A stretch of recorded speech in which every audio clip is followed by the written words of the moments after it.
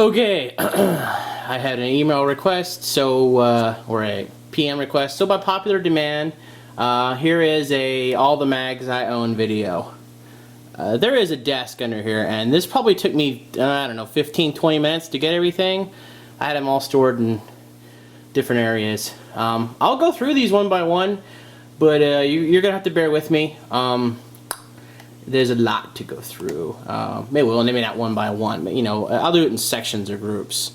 Yeah, let me get started. This is gonna take a minute. Okay, what you see before you is my AK-74 mags. I just did a video on that, so if you want to see all these in detail, just refer to that video. Some of these other mags later on I've also done videos on, so I'll mention it and you can go watch it there. The only one that wasn't on the original is my Black Circle 10 magazine, because it was in my AK-74. Other than that, it's all the same mags you just saw: the Plum, Bakelite, the Bulgarian, the Polish, and Polish Steel. So if you want to see more of info on those, go watch that video and it'll have all the info you could ask for.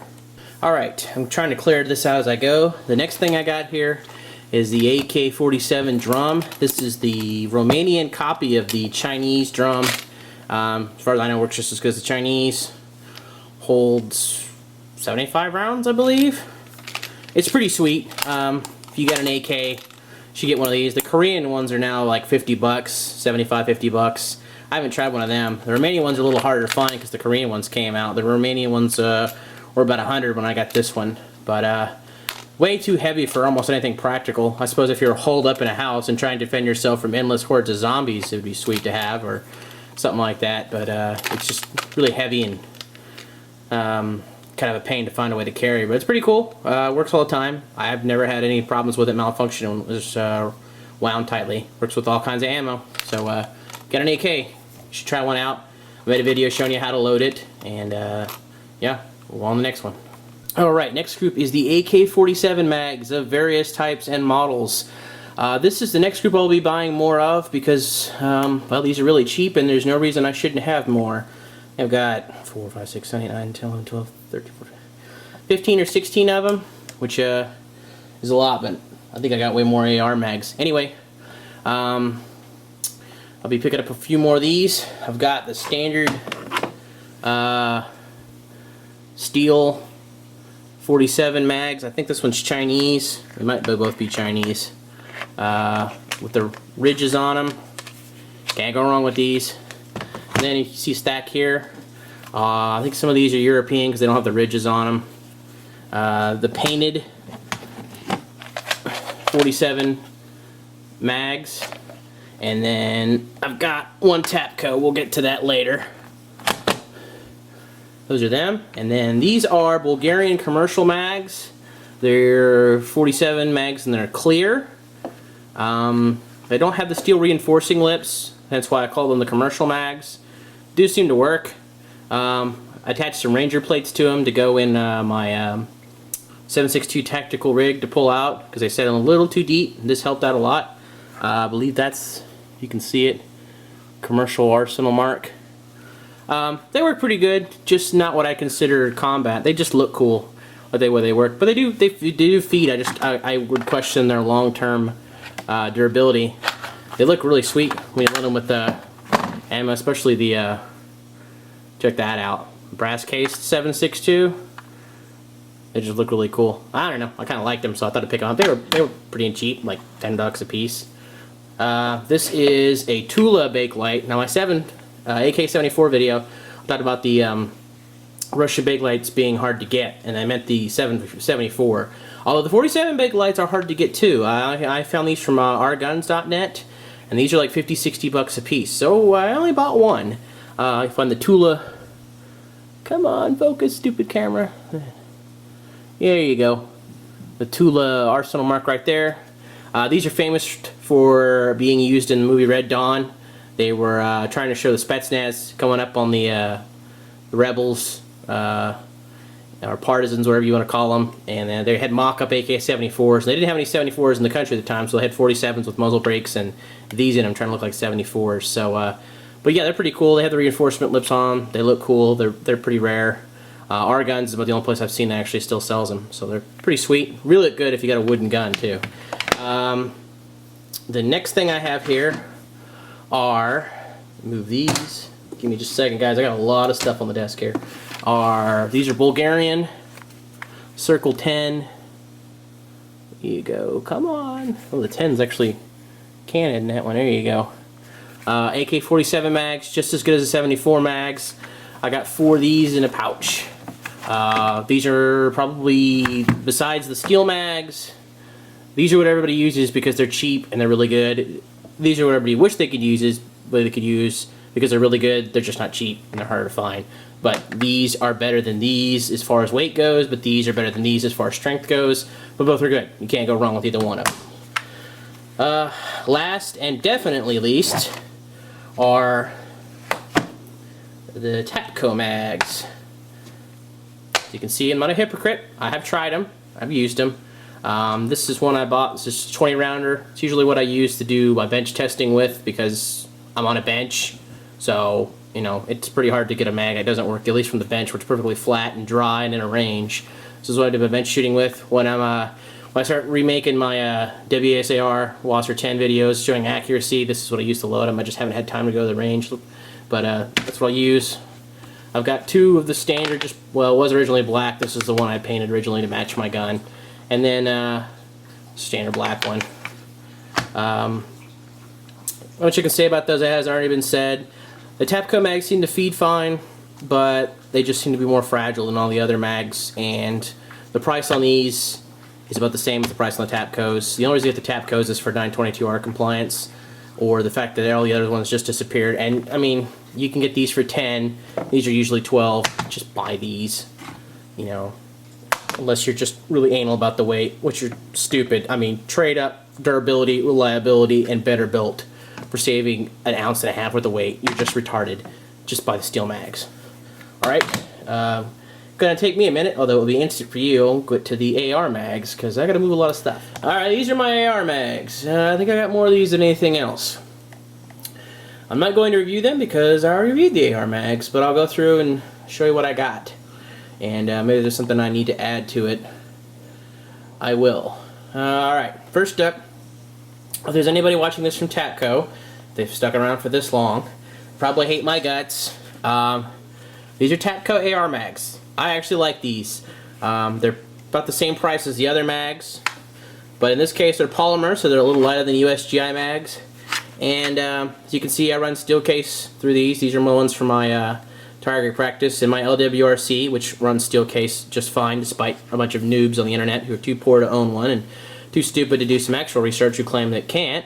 I run Tula and Brown Bear and Silver Bear through my LWRC all the time in TAPCO mags and never have a problem with it. So there you go. I'll make a vid showing it next time. That's why these are loaded up, because I shoot them all the time. Anyway, these are TAPCO AR-15 mags. They work just fine. I've never had a single problem with these, and I like these just fine, and I buy them when they're on sale. So there you go. If you want something from TAPCO you can depend on, I have yet to have a problem with their AR-15 mags. Alright, down here is the good old USA GI mags. This is a 20 rounder. It's usually what I use to do my bench testing with, loaded with some good old green tip penetrators. This is currently what I stick in my M16 AR-15A2. And then I've got four of the gray ones. One, this is in my my M4 you guys saw. This is Bravo Company. Yeah, Bravo Company. Come on, there you go. Just their standard GI mag. It comes in tan, and that was one thing I had less to paint, and they were about the same price as normal. You see the reflection on it. Got a little bit of oil on it from it being in the gun because I soaked my bolt down. Doesn't hold the finish as well as any better than the regular GI mags. You can see works okay. And then I got just 4 of the plain old US GI steel mags. This one's empty because I was shooting it and forgot to reload it. And originally I had a couple of these. They didn't work, and I was taping black for bad and then orange or something for good, and then I replaced the follower in this one, and now it works okay. It's just a bad follower. I just haven't taken the tape off because I'm lazy. So if you're before you ask, that's what it's on there for. It's not anything special. But yeah, I got 4 of those. Let me move this out of the way. Oh, Next thing up is going to be these Kim Jong-il killing Korean magazines. Oh wait, I guess they have to shoot syphilis if they did that. Anyway, you guys have seen these. I showed them to you. These are basically a clone of the H&K high reliability AR-15 mags, except they're like 1/10 the price. They're exactly the same. They have Magpul anti-tilt followers on them. Same design.